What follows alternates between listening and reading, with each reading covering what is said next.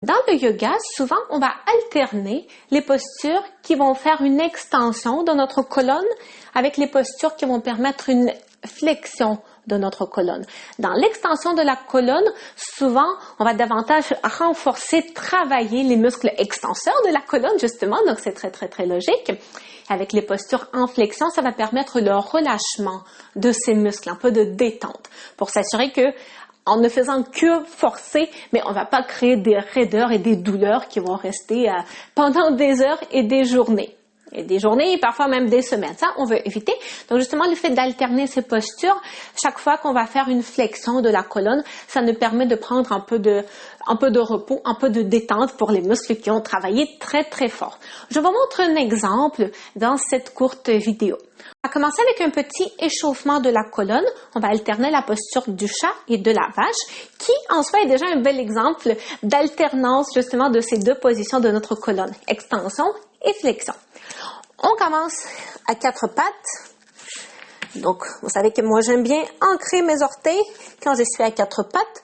On peut garder les coudes très légèrement fléchis. Si vous en avez besoin, si vous avez des poignets très sensibles ou douloureux, vous pouvez avancer un peu plus vers l'avant. Les mains, sinon, on s'arrange pour avoir les poignets en dessous de nos épaules le plus possible. Donc, on va alterner chat et vache. Donc, on se souvient, dans la posture du chat, on va cambrer, on va arrondir plutôt notre dos le plus possible en partant du coccyx jusqu'à nos cervicaux.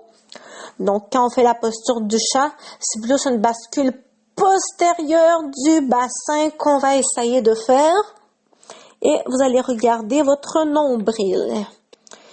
Donc, pour commencer, on va expirer en faisant la posture du chat. Et ensuite, on va inspirer en faisant la posture de la vache. Donc, dans la posture de la vache, on fait l'inverse. C'est une bascule antérieure du bassin qu'on est en train de faire. On va cambrer notre dos et on va regarder plus devant nous. Faites quand même attention pour ne pas trop non plus aller dans une hyper extension au niveau de votre cou. Restez confortable au niveau de votre cou. Donc là, on va inspirer. Donc, on inspire. On expire. Puis, on va arrondir le dos. On va faire ça encore 5 fois. Alterner ces deux positions.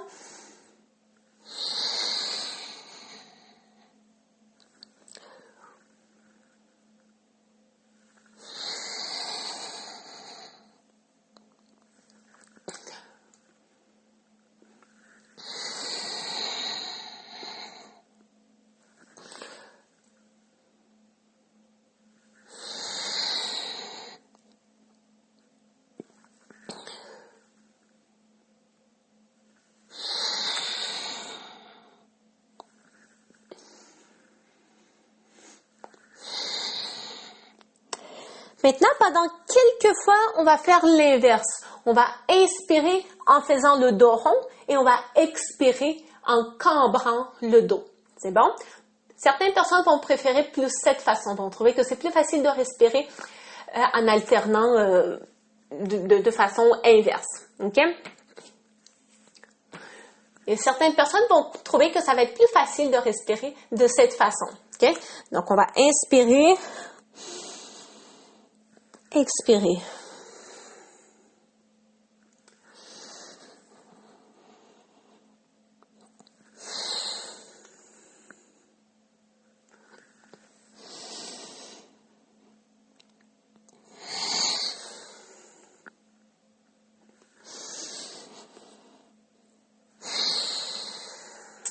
C'est bon. On va s'arrêter au milieu et pour terminer l'échauffement, déjà si jamais vos poignets sont un peu sensibles, on peut faire quelques légères rotations avec les poignets comme ça ici. Et pour terminer ce petit échauffement, on va dessiner un peu les cercles avec notre tronc, avec nos épaules, avec nos hanches. Donc on va à droite, non plutôt à gauche, bref, peu importe. Ensuite, on va de l'autre côté. Donc, vue de face, ce que je suis en train de faire, ça ressemble à ça ici.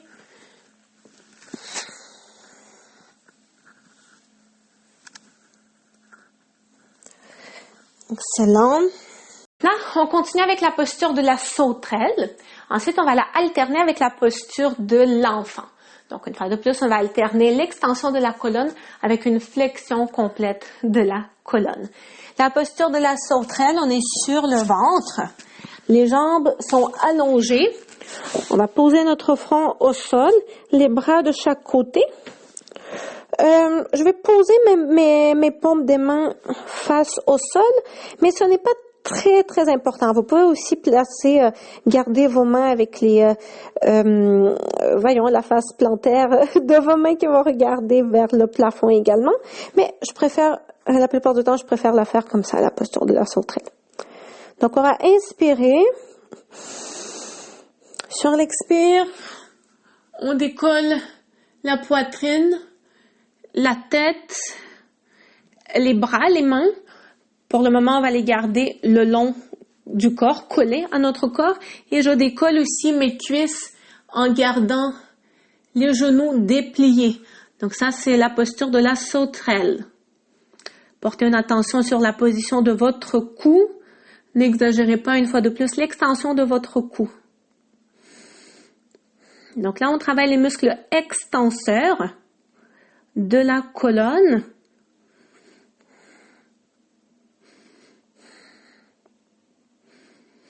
Là, on respire, expire, respire, expire.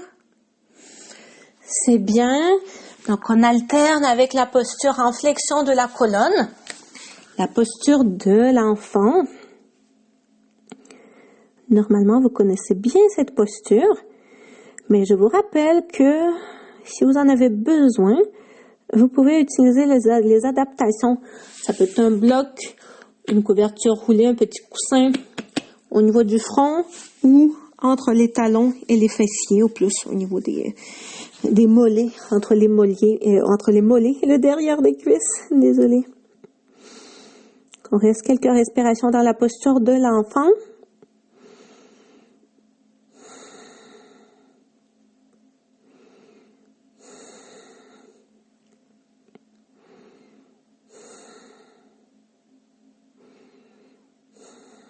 C'est bien. Donc, maintenant, on va faire la posture de l'arc qui va nous permettre de faire une extension de la colonne. Donc, une fois de plus, on part le front au sol. Cette fois-ci, les genoux sont fléchis. On va attraper les chevilles. Vous pouvez espacer vos genoux un peu plus. Donc là, on va inspirer. Sur l'expiration, on tire avec les mains sur les chevilles pour décoller les cuisses du sol. En même temps, on va décoller la poitrine et notre front du sol également. Donc, on inspire. L'expire, on décolle le tout. Donc, l'amplitude du mouvement va dépendre de plusieurs facteurs. Peut-être que vous allez rester un peu plus ici, hein. Comme ça, c'est tout à fait correct aussi. Si vous êtes capable, on essaie d'aller un peu plus loin.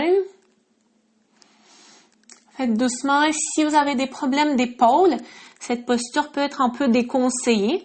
Dans ce cas, ça peut être mieux de faire la posture de la sauterelle qu'on a faite juste avant. Donc, on inspire, expire.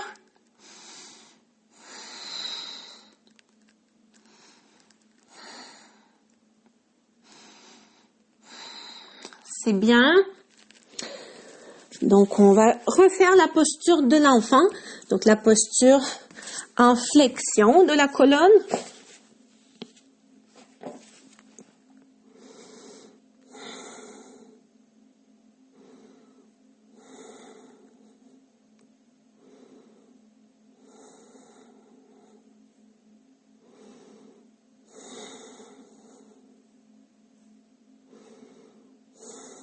Et on va terminer avec la posture de la charrue, qui est également une posture de flexion de notre colonne. On va plus nous enrouler sur nous-mêmes vers l'avant.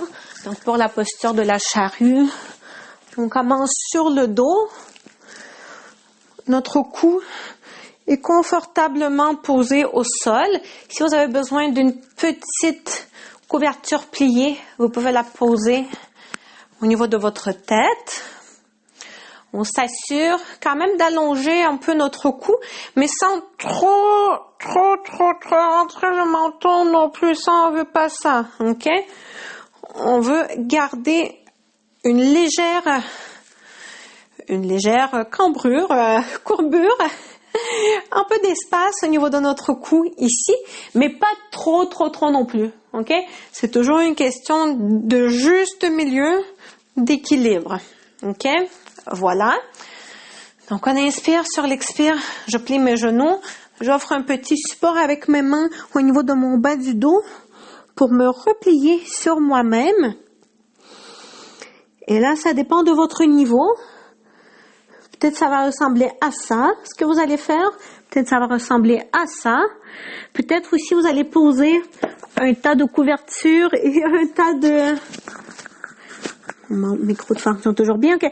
Peut-être vous allez poser aussi un tas de couvertures et de coussins pour poser vos pieds un peu plus en hauteur. Ok.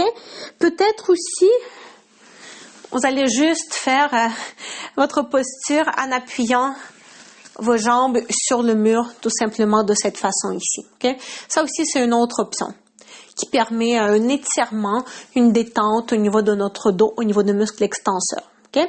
Donc ça, tout ça, c'est expliqué dans mon guide et dans les vidéos. Le glossaire des postures de yoga sur mon site. Donc, vous choisissez la variante qui vous convient le mieux. Moi, je vais faire cette variante-là ici. On va garder la posture pendant quelques moments.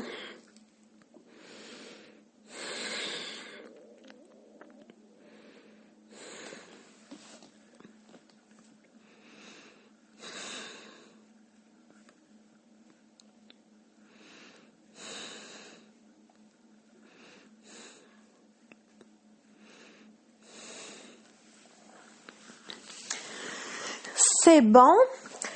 Donc, c'était un exemple. Dans cette vidéo, je vous ai montré un exemple comment on peut alterner les postures en extension avec les postures en flexion de la colonne. Ça peut être aussi d'autres postures. Vous pourriez, par exemple, faire aussi la posture du chameau. Donc, la posture du chameau, ça ici, comme ça. La posture du chameau, une autre posture en extension de la colonne assez intense. Il y a aussi la variante un peu plus adaptée pour les personnes qui ont des douleurs au dos. On peut faire quelque chose qui ressemble à ça ici. Donc, on peut faire cette posture du chameau et ensuite, on fait la posture de l'enfant. Ça pourrait être un autre exemple aussi comment on peut alterner l'extension et la flexion de la colonne.